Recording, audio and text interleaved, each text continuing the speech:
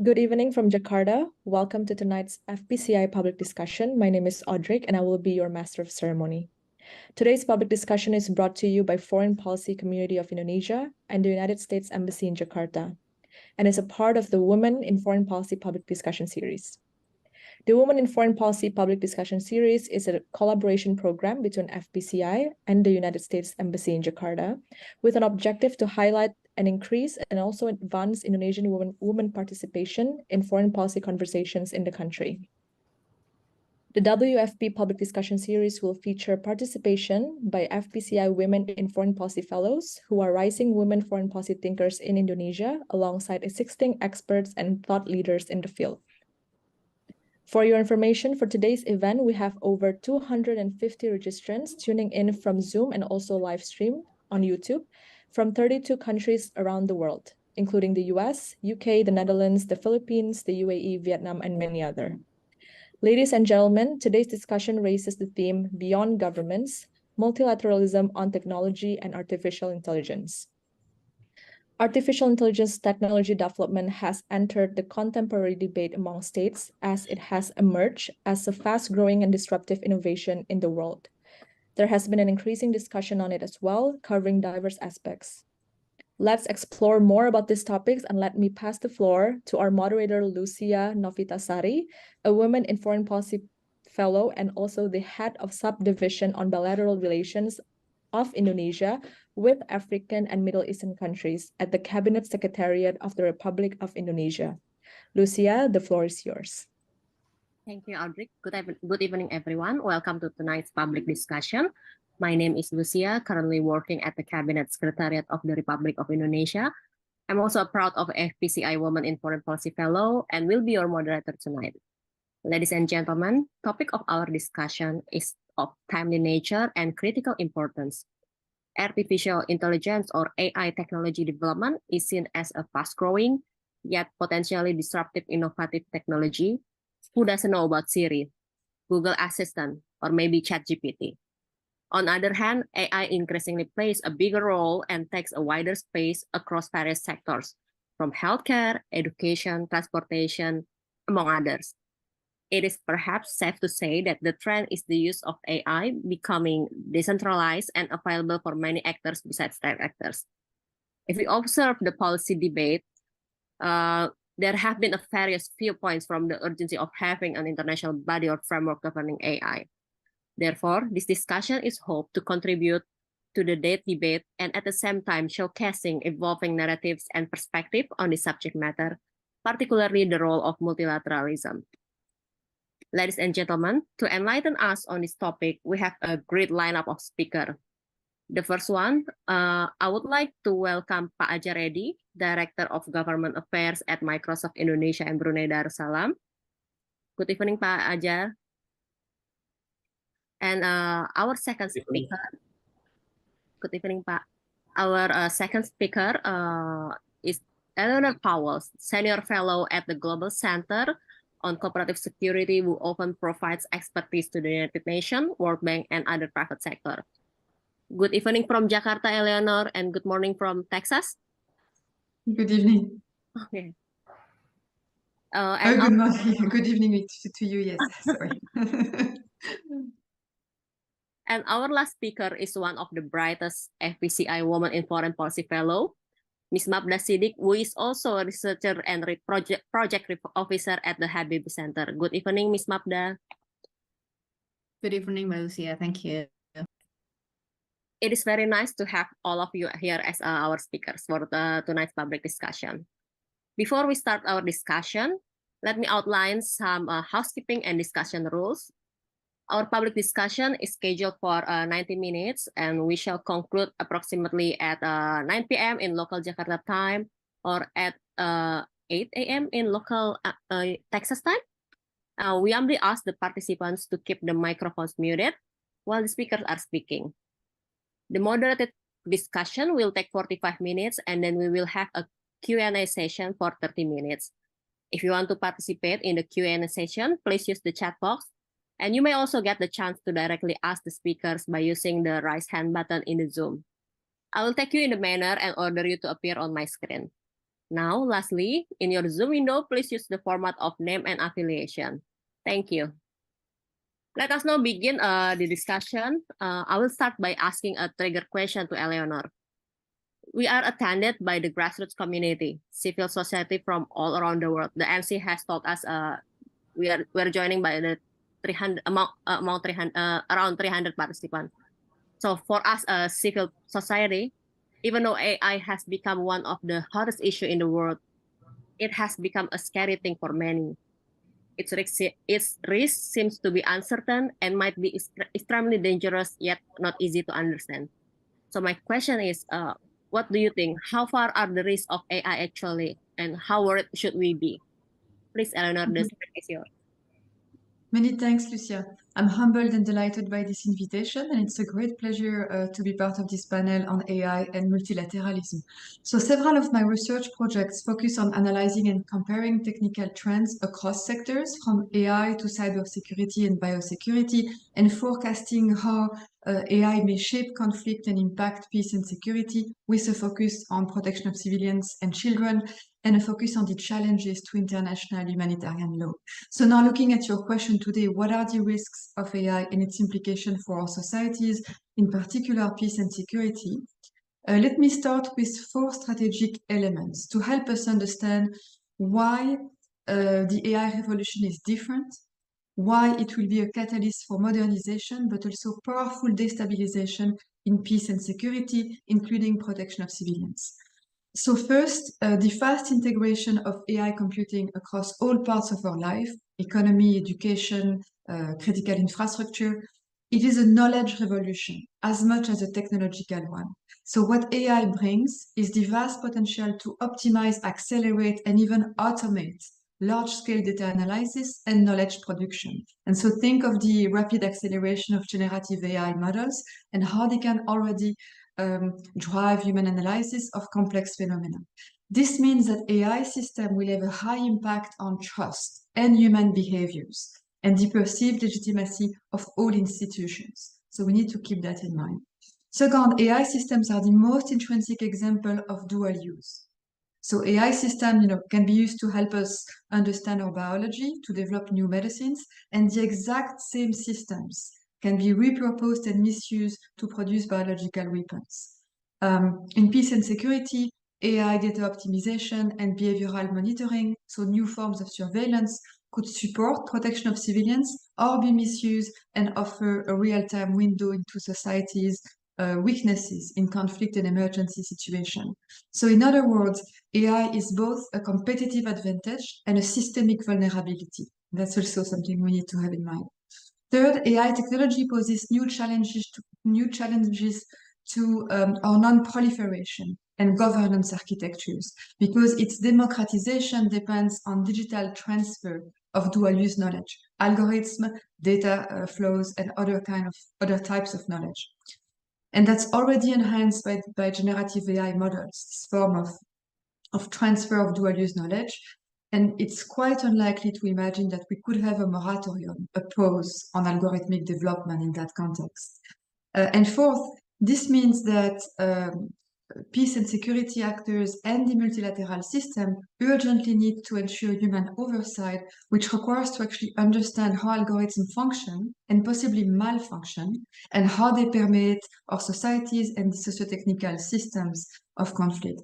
So if I can dive a little bit into a taxonomy of risk of AI, what I would start with first is to say that there are also potential benefits, of course, and there are extremely important benefits in terms of knowledge production. So AI could bring to our societies a revolution in healthcare, for example, in cancer medicine, in biotechnology, as well as a revolution in data analysis for different sectors, including peace and security. But if we look at the risks, they are also extensive, important, and I would categorize them along the following lines. First, cybersecurity. So AI can play a very important role in cyber defense, but it also creates extensive vulnerabilities to different types of cyber threats and cybersecurity attacks. And one of them that I would like to outline is adversarial attacks. So those are strategies and techniques that are used to manipulate AI systems, their functioning, their predictive ability, and the integrity of their data sets. this type of attack is really concerning because it can basically spread in a lot of different sectors. It could, for example, endanger or manipulate the functioning of AI drug discovery system and repurpose them into producing toxic molecules and explaining how to make them in a lab. It can also, even generative AI systems can be repurposed and tricked to actually, identify pathogens and explain how they can be produced in a lab. So the convergence with other technologies also make adversarial attacks a problem. But if you imagine those kind of adversarial attacks when AI is integrated into our critical infrastructure, for example, automation of laboratories or automation of different manufacturing of important goods, automation of critical systems for water, for electricity, all of those critical infrastructure that could be depending on AI and automation are also a target for adversarial attacks. Just if you think of the impact in the healthcare system, it would have a direct impact on societies, patients, people, from all age and all conditions. Beyond the extensive cybersecurity impact, there is also a potential to use AI in conflict. And that's something we need to think about. The automation of different types of attacks, increasingly strikes and types of repressive action that could target subpopulations and ethnic groups. And because there is a huge potential for behavioral surveillance that can be integrated into AI system, that's something we have to consider, because the ease with which a specific group could be targeted, that should remain, in our mindset. Another challenge is also the one, it's a more conceptual one, but the issue of non-proliferation and democratization of AI systems. We see that increasingly generative AI systems have an impact on how open source development of algorithmic models can be accelerated and improved. That's also a field that we have to look at particularly, to see how beneficial civilian AI technology could be repurposed and misused in certain contexts, and how can we think how can we modernize our non-proliferation and governance architectures to be able to work with the private sector to anticipate dual use potential and protect our societies from potential misuses. Then, of course, there is a huge impact on influence operations and disinformation. And that's what we see. That's a known fact because we see it already happening under our eyes. That means potential for influencing elections, for polarization, for hate speech, particularly in situations that are prone to conflict, and also for discrimination and all type of human rights infringements that we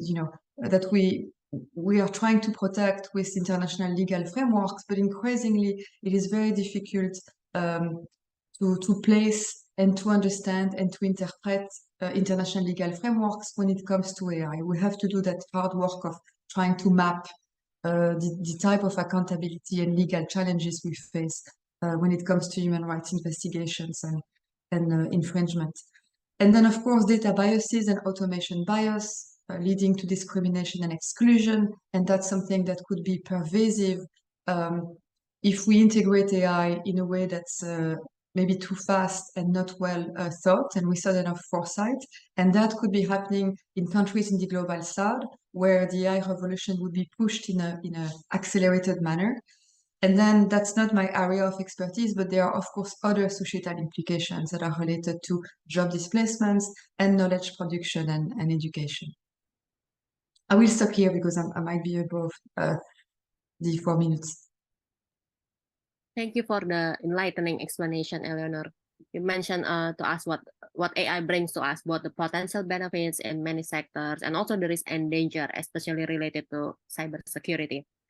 Of course, AI and other technology absolutely has changed the way we live, especially in the information we consume every day and the information we supply to technology, as mentioned before by Eleanor.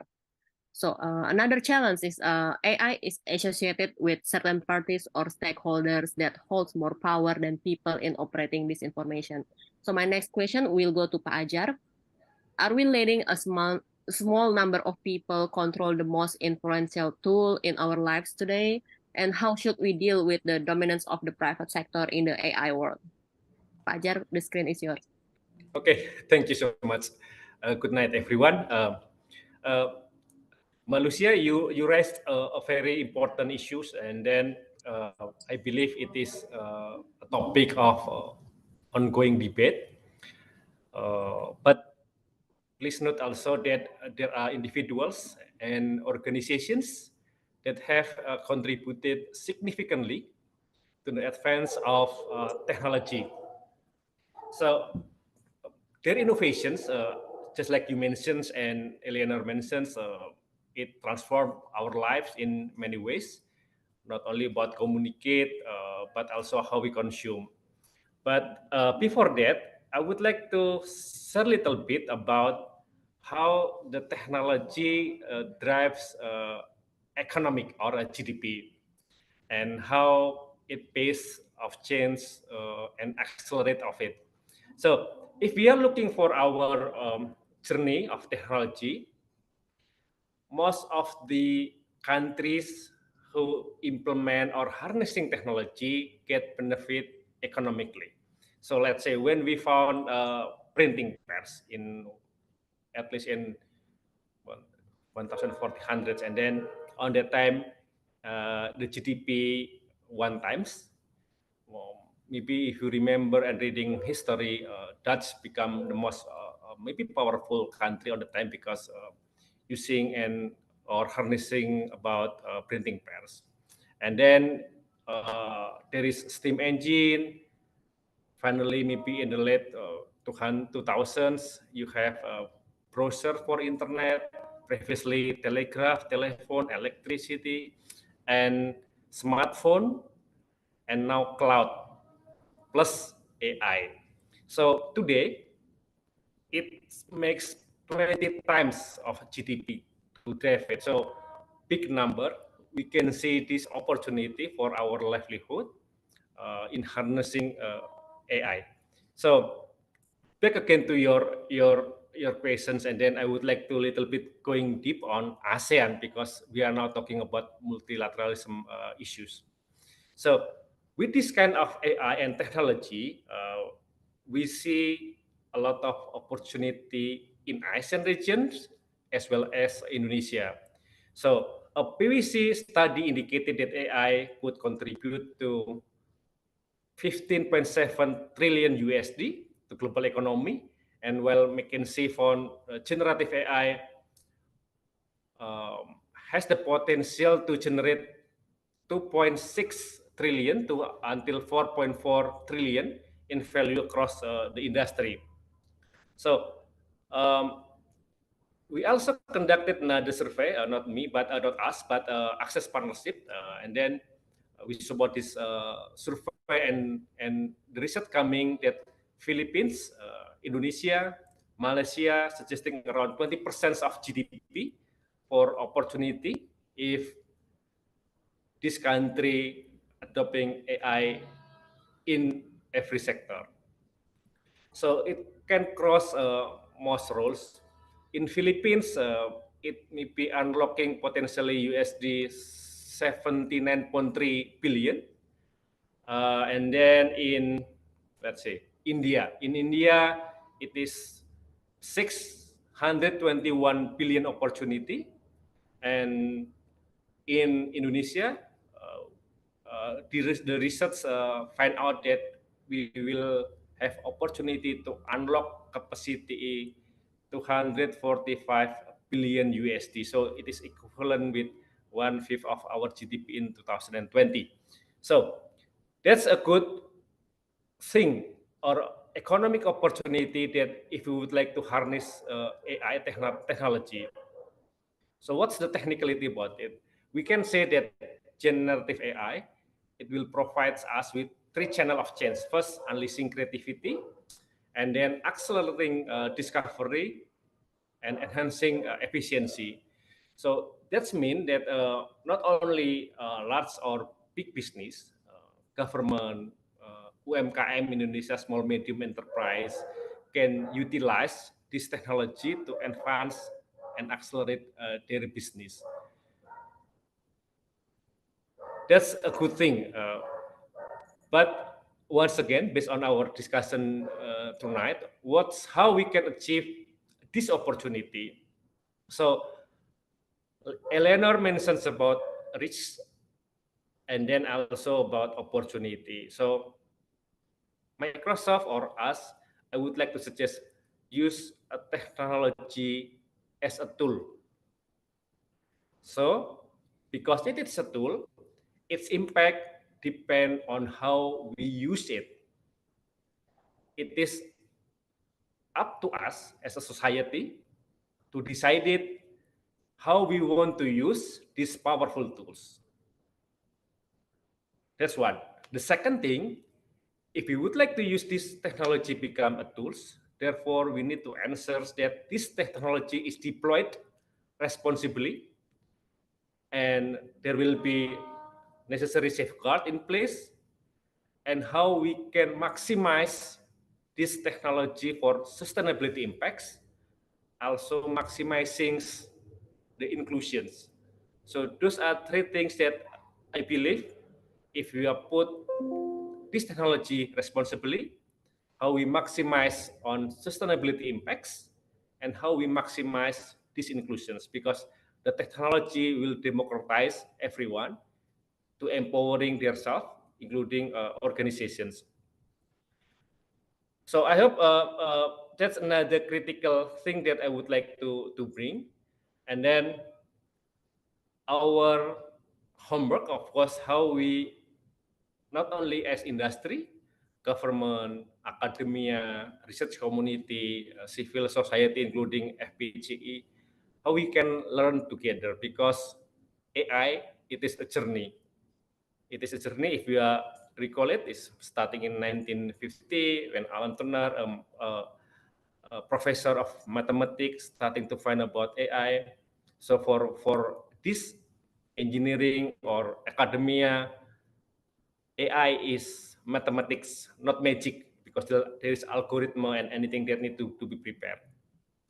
So doing this as a common, what we call it, collaborations, movement, how we can take advantage of the best technology that it is offered, and then how we can maximize to get the benefit of it.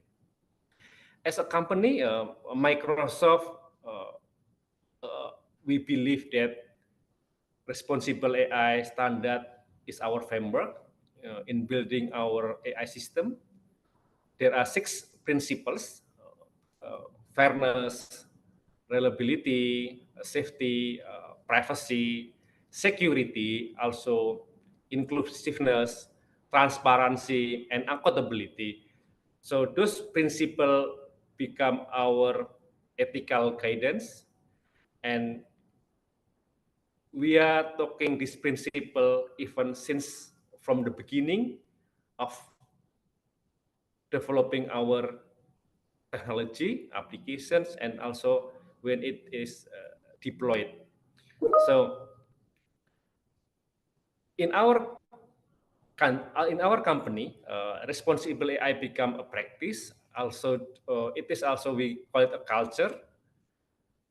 How we can answering uploading this AI system through governance process, policy requirement, tools, and training. This is a life cycle process, and maybe we one of maybe we are in the pioneer of this kind of responsible AI, because we have been establishing Office of Responsible AI since 2019, and then now it is leading by Natasha Crampton.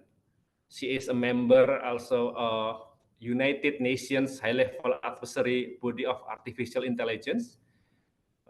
We are proactively engaged not only as industry but with multilateral organization, international, including UN, because this UN advisory body is consists of several experts from various fields. It is relevant to governance of AI, and of course, this organization aim to advance recommendation for the international governance of AI. So those are several ideas. If you are using the technology as a tool and responsible and ethical, we will use it to harness the technology and putting safeguard, and then how we maximizing sustainability impacts, maximizing inclusions, so we'll benefit for this technology for our digital economic growth. So I think that's from me, Mbak Lucia, for your question. I hope it meet with your expectations and others. Thank you. Over to you. Thank you for the thoughts, Pak. It is very interesting to know about the economic opportunities brought by AI to many countries, including Indonesia. And it is also very nice to know that Microsoft is committed to the responsible AI utilization and development. I hope we can really untap the potential of AI. We have seen the recent successes of AI and its broad deployment in many areas, including social, economic, and political life. But it has also begun to raise questions regarding whether and how AI impacts democracy. Eleanor previously mentioned about the proliferation of AI technology and democratization. The blueprint for an AI Bill of Rights published by the White House Office of Science and Technology Policy last year mentions that the use of technology, data, and automated systems are among the great challenges posed to democracy today. For Indonesia, it is said that the upcoming 2024 presidential election faces a significant risk of being influenced by AI-generated disinformation. So I want to dig this matter more with Eleanor, since this question is still related to the previous question. May we know your thoughts, Eleanor, on this issue? What is the role of values, if any, in AI, particularly related to the democratic values, and how much has it disrupted the democratic values of the society? And how should governments and the public maintain democratic values in the age of AI? Thank you. The screen is yours now. Yeah, thank you so much. I think we face an unprecedented challenge here of translating our matrix of democratic values into algorithmic systems. And I really think this will be a challenge for the 21st century, for our time. So how to embody critical values and the protection goals of international human rights law into algorithmic models. I think a first priority is to ensure and promote fairness, non-discrimination, and prevent exclusion. That's a first priority. That's something that is already missing in some of the AI models that are being developed, but that we really need to have in our radar screen as a priority. So there is a need to prevent data biases due to historical and societal perspective, lack of data availability, weaknesses related to data training and predictive failure. And there is also an important need to understand how AI systems influence and permeate our socio-technical systems, so the functioning of our societies. And in that context, there is a crucial need for human oversight. So I think that governments should think deeply about a system of incentives and accountability methods that need to be imposed to actors in the private sector, still balancing innovation and pragmatism.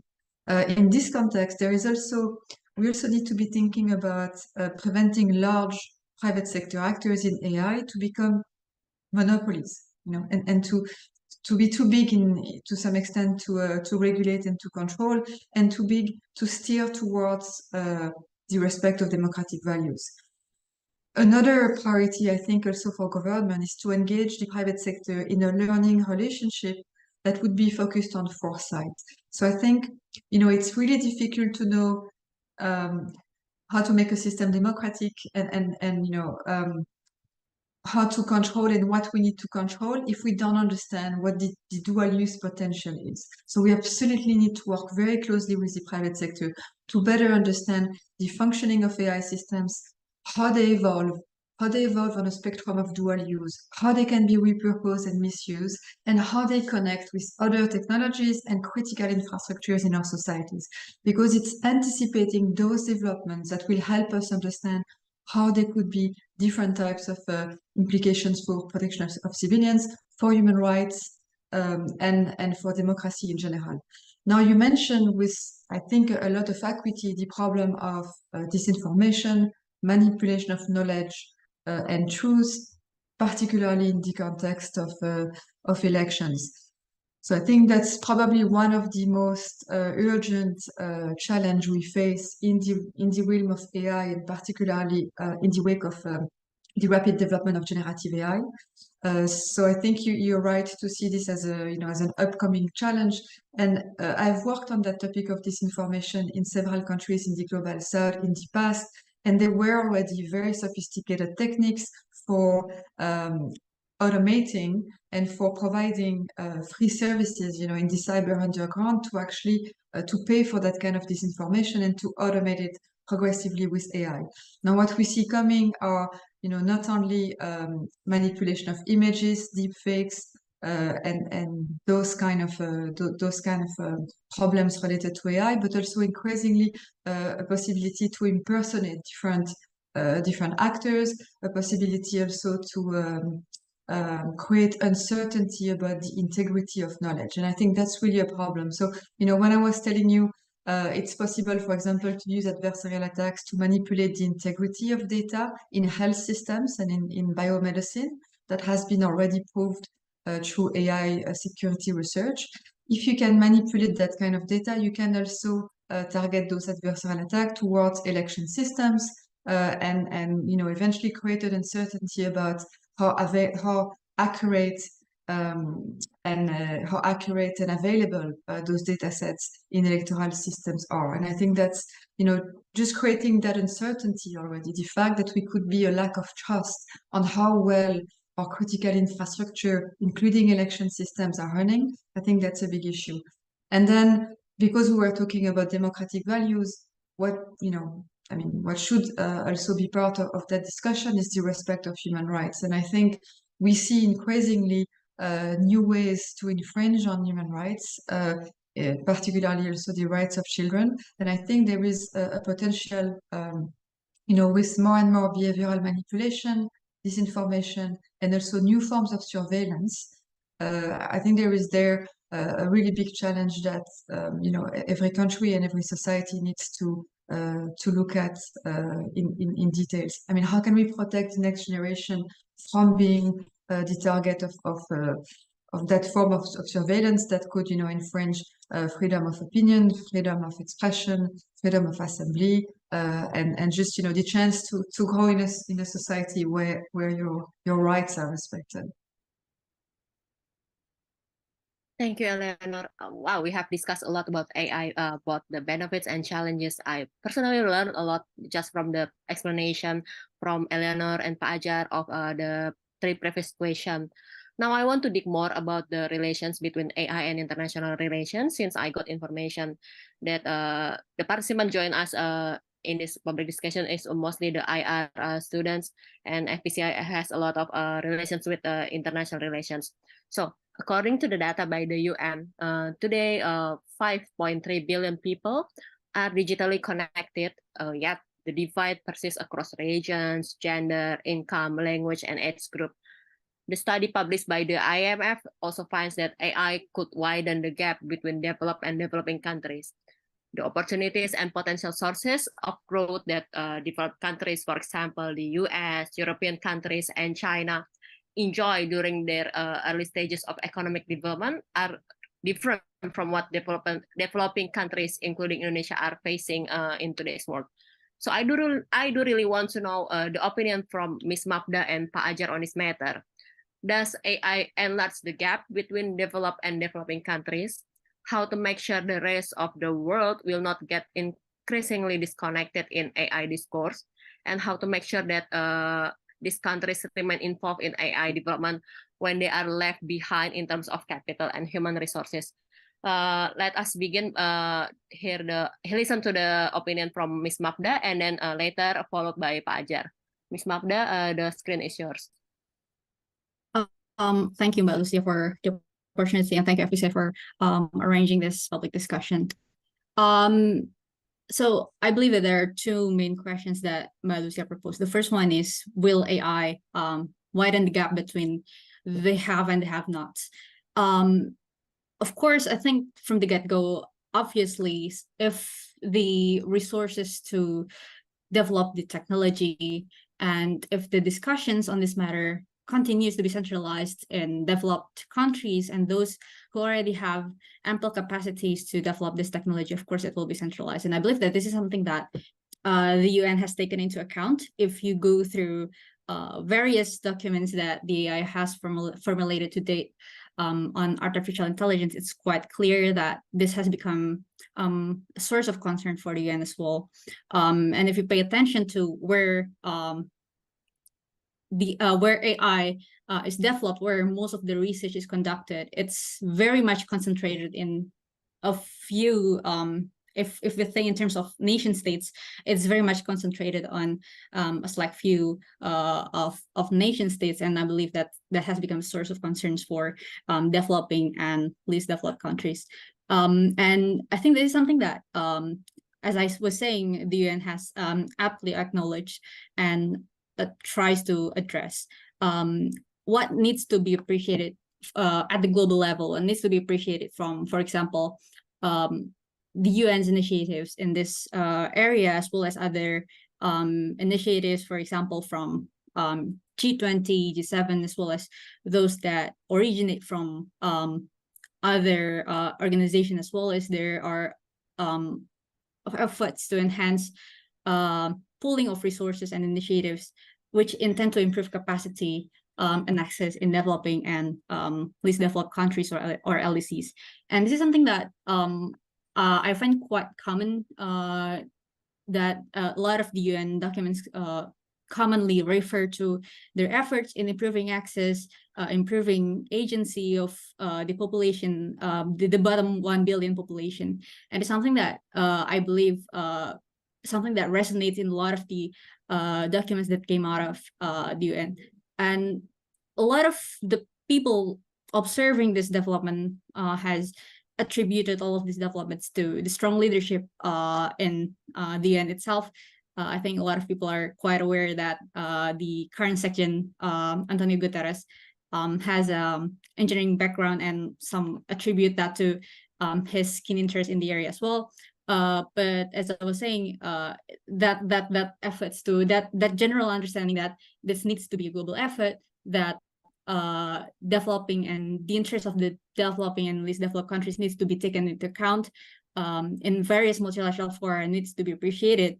And what should be improved is there needs to be a lot more multi-stakeholder efforts that improve participation from civil society and mainstreaming AI to the general public. And this really has to do with improving transparency, as Leonard and as well as Bajar has mentioned before, and improve, for example, our capacity, the layperson capacity to access AI in a way that is safe and secure for themselves, for example, in improving literacy. And so more platforms need to be encouraged and developed to really amplify these agendas. And for example, I think examples from internet governance has really well demonstrated this ability to, of course, improve global outreach to ensure that this discussion is mainstreamed to a lot of people who are residing in developing and less developed countries. And I think I also need to pay special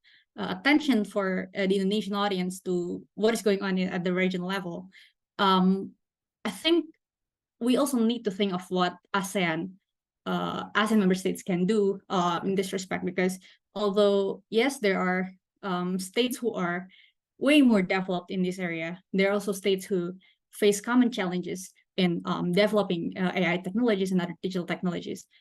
And the value of enhancing efforts at the ASEAN level is there are at least two. The first one is pooling resources and activities, which the UN has clearly acknowledged as something that they're able to do, and also pooling projects that is able to build interlinkages between AI and interest in development and economic growth.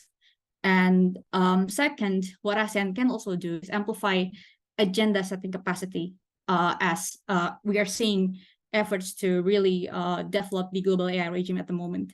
And this is something that ASEAN has done quite effectively in terms of cybersecurity or cyber tech, for example. They have been doing quite well in terms of really forging together a collective stance on cyber tech and really pushing that forward, amplify their common agenda at, for example, at the UN level. And this is something that I believe that we can try to duplicate in specifically in discussions on AI. But of course, as I was saying, the challenge is that not everyone in ASEAN prioritize technology issues or AI to be specific. And so there needs to be an effort in forging together this common interest to address AI as an issue. And one of the ways that, because one of my priority, one of my research areas in cybersecurity in ASEAN, what cyber issues has clearly demonstrated is as long as we can frame technology as an enabler for development, and as long as there are clear benefits in really pushing the agenda at the regional level, a lot of the member states who might not prioritize this issue in the first place might eventually have the interest to eventually contribute in this issue area. And I believe that what ASEAN has done at the moment, they've done quite well in improving digital literacy. I mean, they have explicated a lot about digital literacy and cyber hygiene in some of the key documents on cybersecurity, although implementing those strategies and policies are up for a different discussion. But of course, what we will need to look out for is, I believe that maybe some of the audiences are aware that ASEAN is currently developing an AI guideline. Of course, I think in a classic ASEAN manner, the discussion is very much closed door.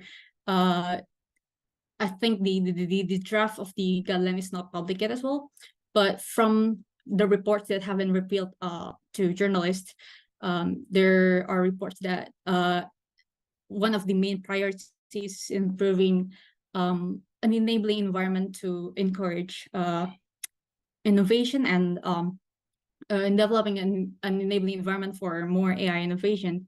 But the main question that we have to bear in mind is, will the guideline address the need to improve the agency, the access and the capacity of the layperson or the very people who are using this technology at large? And so those are the concerns that we might want to keep in mind as we think about how multilateralism can address AI as an issue. Thank you, Mbak Lucy. Over to you. Thank you, Mapda, and let us hear Pak Ajar Reddy's opinion. Please, Pak Ajar, the screen is yours. Okay. Tough question then, I think. Okay, thank you so much. Mbak Mapda has shared several, what I call it, enlightenment of that. So I just would like to talk about it, make it more in the bigger context. If I believe all of you knowing about UN SDG goal, so Sustainable Development Goals, it addressed a lot of societal issues. It's range from poverty, hungers, until climate change and anything. So once again, it is depend on every company about its commitment. So Microsoft has more than 20 years history of working with the UN. Brad Smith, our president and vice chair, is the one of the SDG advocate. And then, so our commitment is how we partnering with the UN, multilateral organizations, to advance progress across the UN's 70 SDGs. Of course, our contribution will be referring with our expertise, how technology can unleash creativity from our technology expertise, knowledge that so we can unleash the power of digital technology to address these SDGs goals. So that's one thing. Again, it's back to every what I call it industry or company commitment about how we are working together and collaborations in addressing this societal impact. So another thing that we are working on that how we need to ensure that our product, our operations, including our technology practices and policy, how we can create new and better way to drive this progress. So we believe that we believe in sustainable and strategic approach, how we can support for development, of course, with our core principles, and then how we can helping to foster a future where all people can thrive on it. So that's our commitments. Another thing that maybe I would like to share about how we enduring our commitment, how we can expand the opportunity. There is a SDGs 4, SDGs 8 that we are working on that, and then how we can protect fundamental rights, SDG 16 maybe, if you remember, and how can we advance sustainability, climate change, and others. So that's another commitment that we are working on. Of course, this is a big issues, not can be addressed by one or two companies. We need a collaborations on that. How we can collaborate and addressing together multilateral approach, one of the vehicle or work stream that we believe we can address it together. And then another thing that we are talking about this kind of disparity, if we are looking about I believe now we are starting in the same starting point.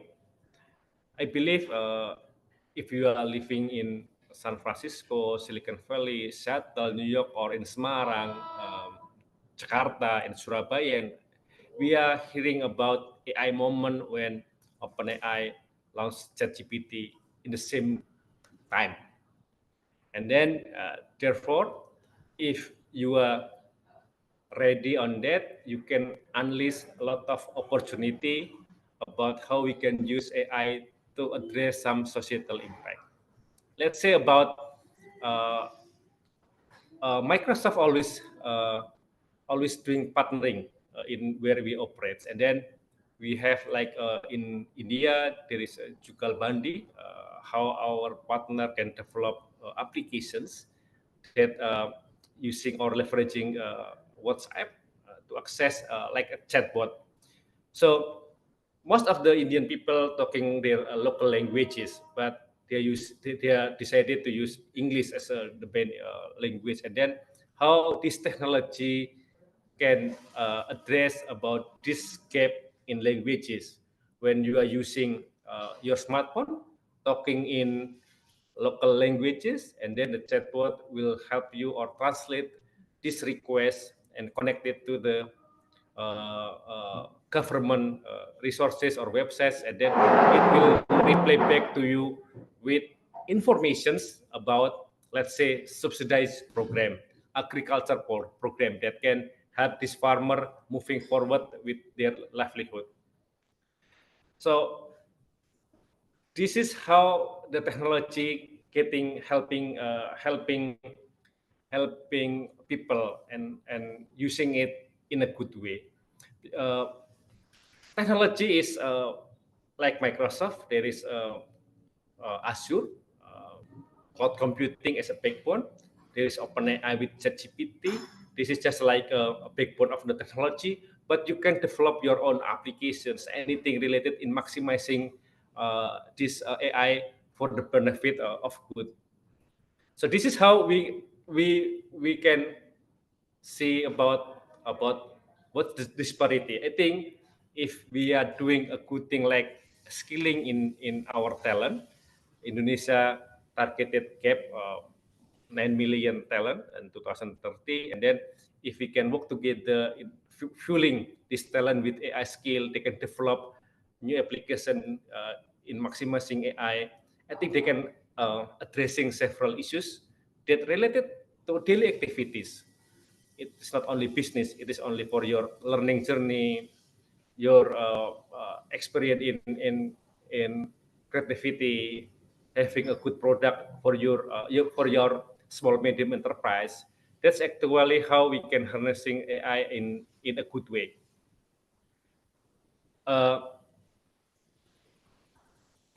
So the point is just like I said, if we are doing AI in responsible way, we can deploy it for good. How we can ensure this is responsible, this is inclusive, and this is sustainable. So those approach how we can close the gap between of it. I think that's from me, Mbak Lucia. Over to you. Thank you, Pak Mapda and Pak Ajar. Mapda mentioned about the complexity of AI governments, and Pak Ajar also underlined about the urgency of multi-stakeholder collaboration. Although AI is being discussed more now globally, there has not been any global consensus addressing AI and its risks yet, and only some countries have addressed AI in their domestic policies. So I want to ask to Mapda and Eleonor, how do you see government, private sector, and civil society working together in advancing the AI agenda in international organization? Is multilateral cooperation needed, particularly to regulate AI? And if it's needed, which bodies? And is there any countries in the world should leading the effort at the forefront? We can start from Mapda. Yeah, thank you, Lucia. I believe that my question will surely come from a very different perspective from Eleanor, because we previously talked about her involvement in a lot of these discussions, and she is very much involved in a lot of the discussions going on within the UN. So I believe that having that inside perspective will be really insightful as well. But coming from an outsider, in terms of the core question is multilateral cooperation is needed. The thing is that if we look through the way that the UN define multilateralism, especially in terms of the way it addresses emerging technologies, there's this very strong notion and understanding of the fact that multilateralism is at the forefront, and oftentimes multi-stakeholderism in a manner that non-state actors and state actors are positioned at an equal footing and have equal rights to, for example, food. It serves as more of a complement, and this is something that I find quite interesting as I go through some of the documents specifically addressing AI. But this is also something that is reflected in discussions on other emerging tech issues, for example, in internet governance, in cybersecurity as well. And although multilateral discussions is important in its ability to collectively unite states from different spectrums and different perspectives, it might not be as speedy or effective in its working. For example, if we take one of the discussions that does correspond to AI, for example, one on lethal autonomous weapon system, there are instances where the members cannot come up with the processes going on right now is under the group of governmental experts. There are instances where they cannot come up with consensus, for example, and that is something that is completely normal. But it is something that we need to bear in mind, that it might not be as speedy or effective, meaning that at times we have to understand that it cannot match the speed of innovation of the technology itself. And this is something that is commonly shared, a view that is commonly shared in other tech as well. But still, multilateralism is still needed. It allows for people from less developed countries and developing countries to amplify their voices, to have their concerns heard, to have their needs to be advocated. And states, the involvement of the state also, as long as they participate in good faith, of course, it ensures that the goals of the discussions that are going on within these platforms it represents the public interest of where their constituents are. So of course, the caveat is that as long as they act in good faith. So who have the responsibility? Is it the private sector? Is it the state actors? It really depends on whether or not the mechanism runs well, because each of the systems, whether it is multi-stakeholderism in the way that privileges non-state actor, whether it is state-centrist, or whether it highly privileges state actors, each of these mechanisms has their own strong points and has their own weaknesses as well. For example, if we act under mechanisms that are strongly state-centrist, for example, as I was saying, we can better pursue, or better the outcomes will better reflect public interest, again, as long as they act in good faith, and the benefits might be able to extend to people who are actually in need of this technology. But there are also risks of elevating the views of states who are leaning more towards the authoritarian side of the spectrum. And of course, a strictly multilateral mechanism might often drag for too long in terms of their ability to produce an outcome that is very concrete.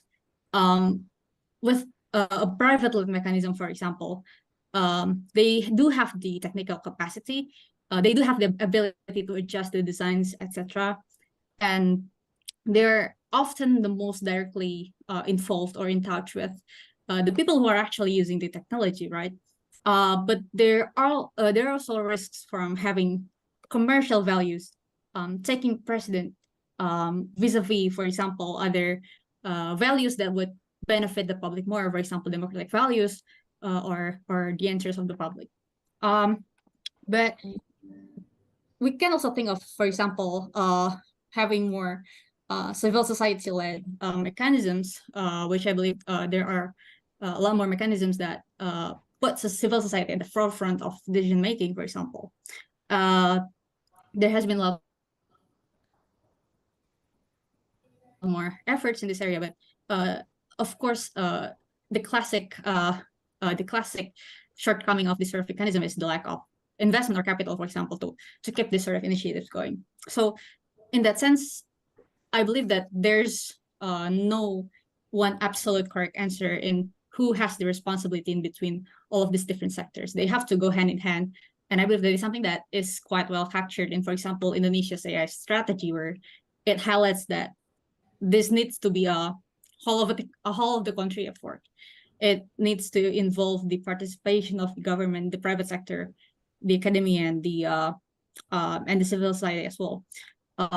So having this fragmented approach, where there might be overlapping ideas, overlapping mechanisms, might not be that bad of an idea when we think about how new this issue is, how in terms of public use, it's still very much recent, and not a lot of people are very much familiar with the use of technology, if we speak broadly.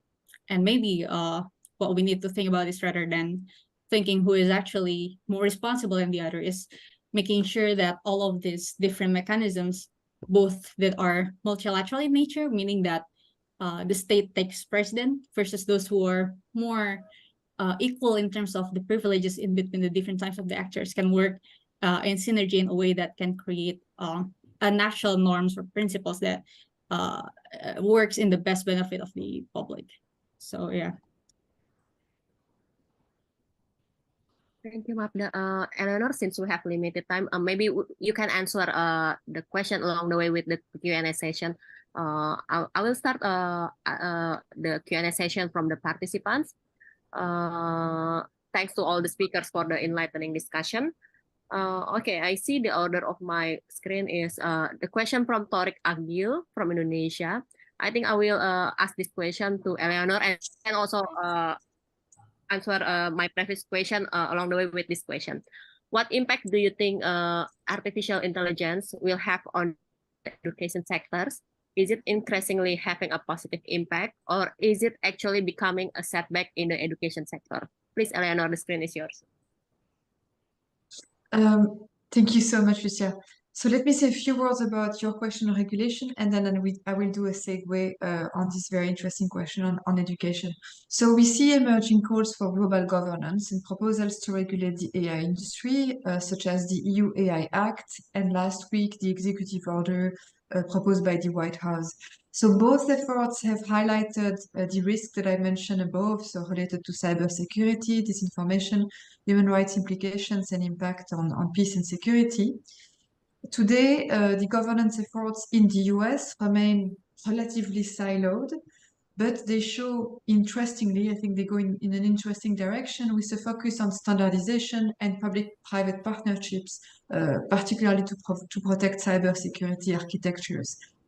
It remains that we lack enough normative foresight and anticipation of dual-use risk that could be conducted upstream during AI development and that could lead to better safeguards mechanisms before AI deployment. Now, in the EU, the EU AI Act is probably today the most advanced and forward-looking attempt at regulating the AI industry and its impact on our societies.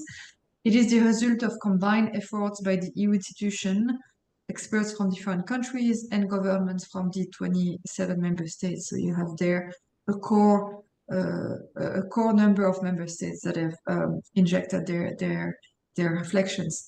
It is an important milestone, and it is strongly aligned with the goal to promote trustworthy AI and align with international standards and respect for international human rights law. So what the EU AI Act proposes is a risk-based approach, which defines three categories of AI systems: those that present limited risk, and generative AI models would probably fit into that box, high risk or unacceptable risk. But I think that a substantial weakness in this approach, and that's something that it's going to be a work in progress, but is that we lack a fundamental understanding of how AI systems can evolve on a spectrum of dual use, how they can be repurposed for offensive misuse, and how they can converge with other technologies and human systems with implications for our societies. So for instance, foundation models like those used in generative AI would not qualify as a high risk, even if in situation of conflict or violence, or in situation of a run-up to elections, their security vulnerabilities could be harnessed to cause civilian harm. I think this was mentioned by the previous speaker, and I think she was making a very important call about the problem of fragmentation of global governance. And so what we could see emerging progressively with this fragmentation is geographic areas, regions where surveillance enabled by AI and biometric systems could become pervasive and lead to human rights implications. What the EU AI Act is trying to prevent, in a certain geographical area, and then regions where cyber insecurity could be endemic and where we could see that impact in cyber and physical conflict. So, that I think we're still facing conceptual problem about how to best regulate AI according to its dual use challenge. And I think another problem, which is maybe more pregnant for, more important, more salient for the multilateral system, is the one of proliferation. If you look at what's happening since a decade, we face a proliferation of non-state actors and private sector groups that are becoming active in geopolitical context and in conflict, and that are able to acquire the expertise to craft, repurpose, use and trade different types of AI and cyber capabilities. And you see also states knowingly engaging in this market of trading different type of capabilities. And what happens is that we see transfer of knowledge that can be dual use, and that can create risk for protection of societies and civilians. And so I think we need to ask ourselves that question, which is, what are we trying to prevent or control, and what responsible behavior are we trying to promote in the private sector? So for example, with AI, we probably need to move from a non-proliferation system where we look at equipment and physical objects to a system that's more looking at transfer of knowledge, transfer of data, mentorship, all of those forms of knowledge production that could be weaponized in the future. And so maybe looking more at functionality and intentionality in AI design, development, and deployment. Now, to bridge with that's kind of another question. It's an interesting one, the question of education.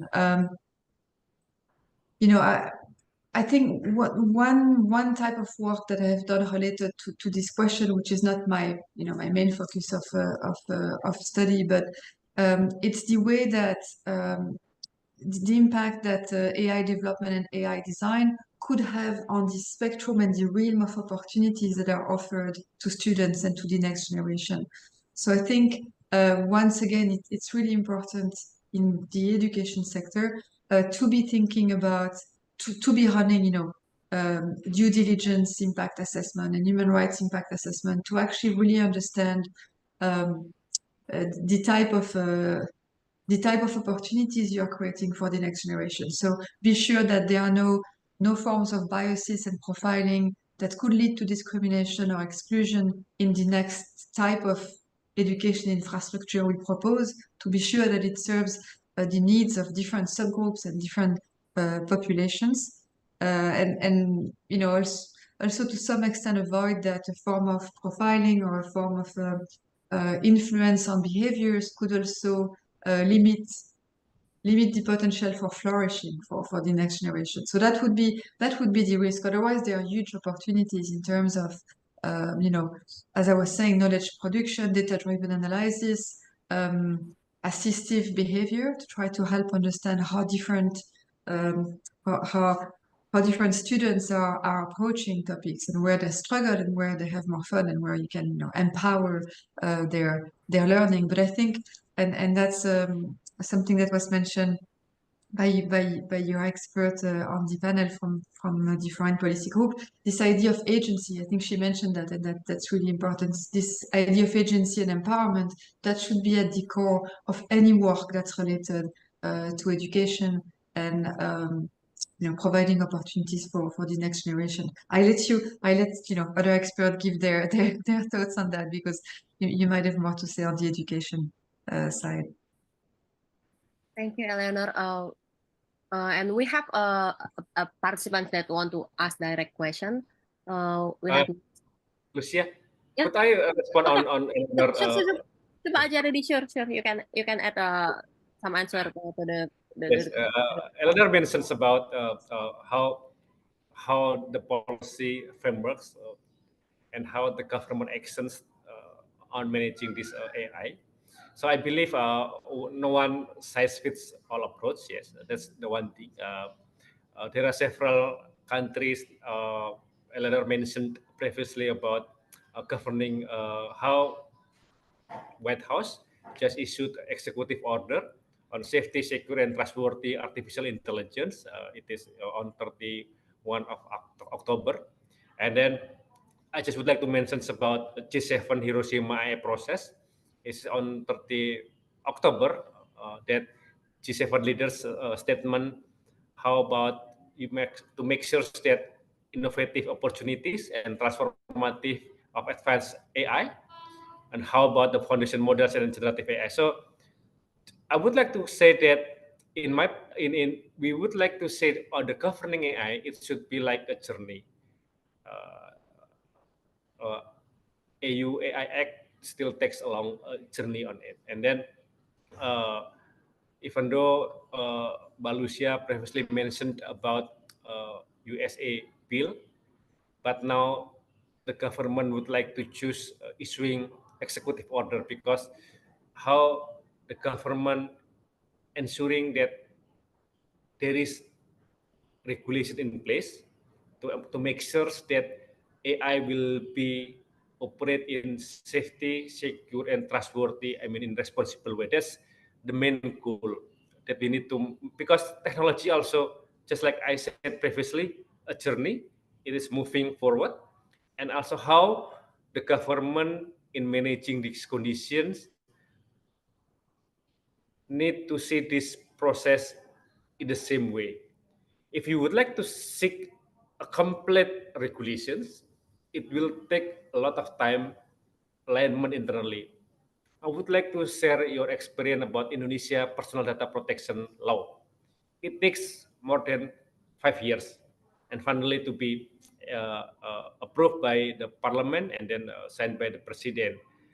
This takes more than 5 years, and EU AI Act still in progress, but you can see other country using different approach, like USA with this kind of executive order, and then G7 countries having a leader statement on Hiroshima AI process. Uh, I would like to how Indonesia context. Previously, we have AI national strategy on AI, but this is more wide. And then we heard that Vice Minister of ICT several times mentioned Ministry of ICT would like to issue a circular letter of AI code of conduct. I think that's for industry it's a good move as a foundations about it. But Lucy also mentioned about incoming elections.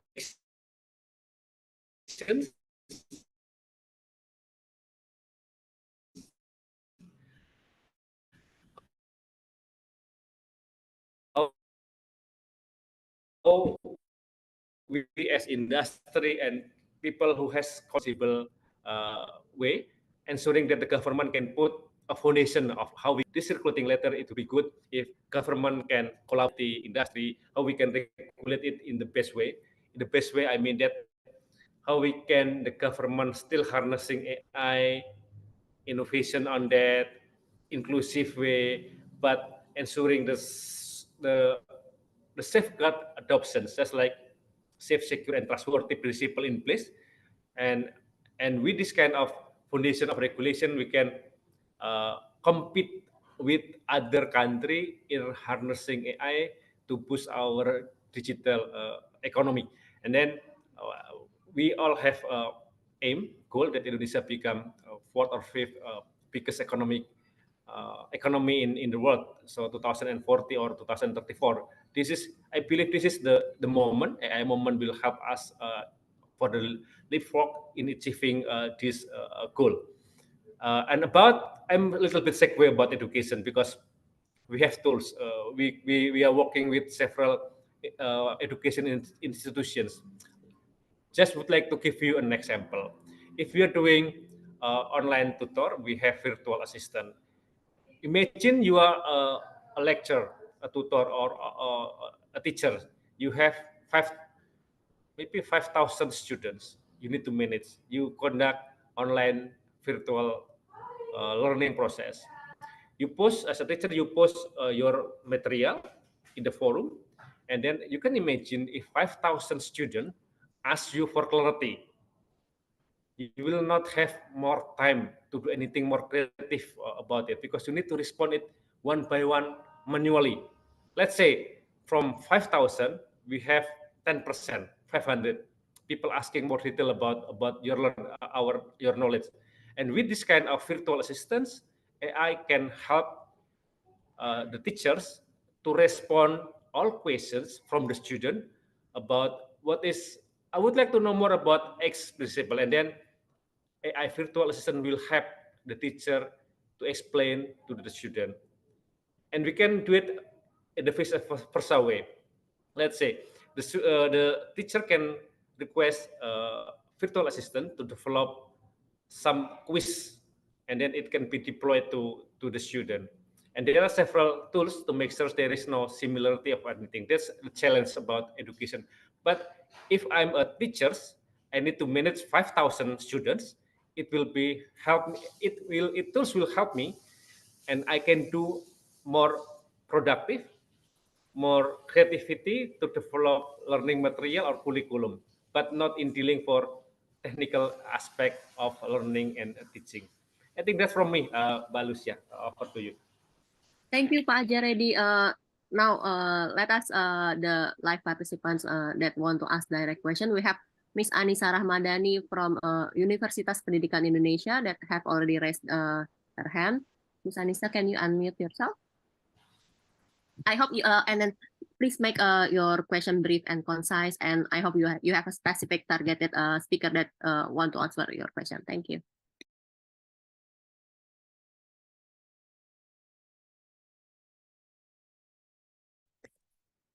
All right, thank you very much. Can you hear me, guys? So my question is quite simple because you have already talked about the policies. So in the context of Indonesia, we've seen the growing impact of AI on various sectors, including education in the university level. However, this technology often comes with challenge. So my question is, how can AI be harnessed to not only enhance education, but also address the disparities between developing and developed countries? And because you have already talked about the policies, what kind of strategies can be put in place to ensure that AI-driven education is accessible and beneficial to all, contributing to a more equitable global landscape? That's all. Thank you. Thank you, Pak Ajaredi. Can you answer this question? Please, Pak Ajar. Yes, I think the Anissa questions we have covered all about it about it. But yes, okay, that's a good question. How we can recap again what we have just discussed in maybe 1 hour. So I would like to make sure that how we can collaborate, work together, not only as industry, academia, civil society always has a view about how we can utilize the technology and ensuring we can manage the risks and any potential issue about it. And that's the first one. The second thing, how we can ensure that industry who has a role play on providing technology, doing or providing its AI technology in a responsible way. How to make sure that the industry doing that? So please ensure regulation in place to make sure that the company comply with this kind of regulation. I would like to take a flashback. Before the government of USA issuing executive order, there is AI code of conduct, and there were 7 leading AI companies voluntarily committed about how they're doing responsible AI in a good way or in an ethical way. So that's 2 things that I think are critical for us in Indonesia. How we can land it the foundations of AI regulations in place, and the third one, how we can collaborate working together in AI skilling on AI. 2 months ago, Microsoft announced that we partnering with Kartu Prakerja. Kartu Prakerja is one of the flagship program of President Joko Widodo. They train more than for 14 maybe millions youth, student, anything on to get better on and reskilling and upskilling. And then now we are part of this innovation or maybe initiative. How we are working to provide 100,000 participants to be trained by AI, and then they also can access if the participant pass all the training process, they can use it or ask for global certificate. There's a test on AIs. So if you are earning global certificate on AI, it could be your passport to entering AI industry worldwide in everywhere, because this global certificate by Microsoft could recognize by industry that you are already mastering or having AI acumen and in the aspect. So those are 3 things that I believe should be a foundation on that, because once again, I would like to say this is a journey, AI journey. AI not become ultimate technology right now. It is a journey that if you would like to be part of this journey, equip yourself with this kind of, as a personnel, we need to equip ourselves with this requirement as industry doing in a responsible way, and a country you need to make sure that regulation about AI in place. So those are become our journey. Once again, collaborations, discussion, just like this one, we can hear from others how their view, thought, and then we can jointly to ensure that what we are doing in the right way and in a responsible way. That's from me, Mbak Lucia. Thank you. Thank you, Pak Ajar. Since we don't have much time and it is almost 9 p.m., I would like to close the Q&A session and also the discussion. Maybe as a to conclude this discussion, I would like to hear the last opinion from Mapda about what should be Indonesia's strategy for years ahead related to the diplomacy and foreign policy related to AI.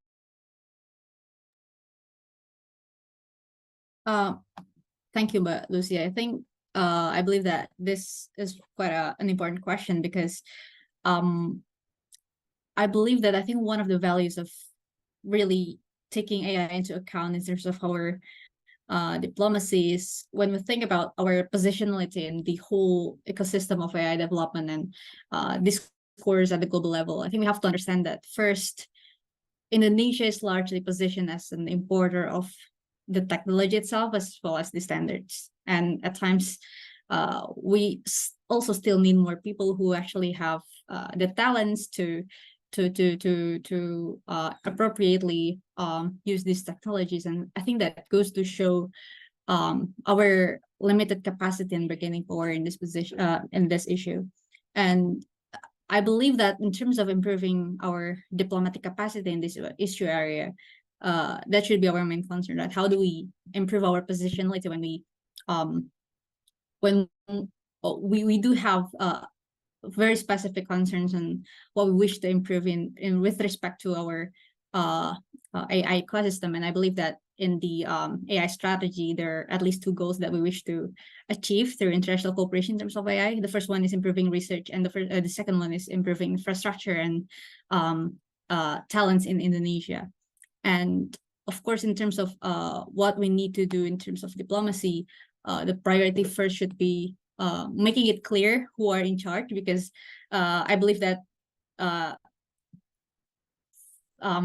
challenges such as ego-sectoral challenges it's very much a classic challenge to Indonesia policymaking in a lot of sectors. And I think that's one of the risks that we might need to anticipate. Who is actually in charge of AI and diplomacy? Because, for example, is MOFA in charge, for example?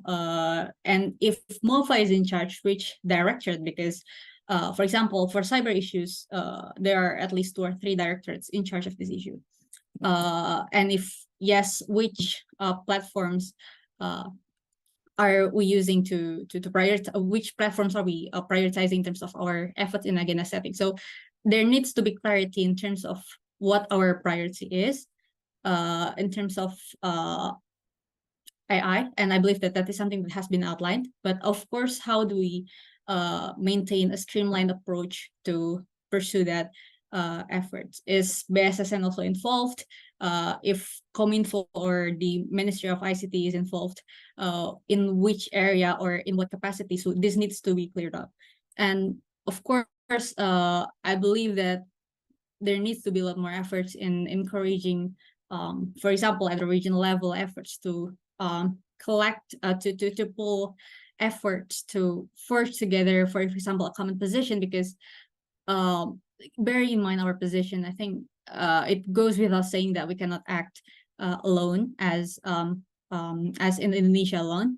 And what we really need to do is, of course, pull our resources with other countries and make sure, especially like-minded states, for example, I think as I think I have officially mentioned, and Paja also mentioned in the beginning, ASEAN is, for example, currently building a guideline on AI. So how do we capitalize on that and making sure that we're able to, for example, push for an agenda that reflects, for example, our distinctiveness as a region that in a way allow us to pursue our interests so that the global discourse can better reflect our interests. So really, the first one is a streamlining bureaucratic approach, and second, making sure that we have an approach that will allow us to collectively pull resources and activities, at least at the regional level, so that we can amplify our voices and interests better at the global level. So that would be all. Thank you, Lucia. Wonderful. Thanks, Mapda. And now let me close the discussion. It is such a fruitful discussion. I learned a lot about AI. Thanks for the speakers, Eleonor, Pak Ajar Edi, Mapda, and also thanks for the audiences Thank you for the question, and I'm sorry if there is a lot of question that couldn't be asked to the speakers. And I would like to thank FPCI for the invitation to moderate this session. I now return the screen to our MC. Please, Audrey. Thank you. Thank you, Bapak Ajar, Eleanor, Mapda, and Lucia, and everyone for tuning in. Such an interesting discussion. And before we end our discussion, I would like to invite the speakers and the moderator for our short photo session. So on my count.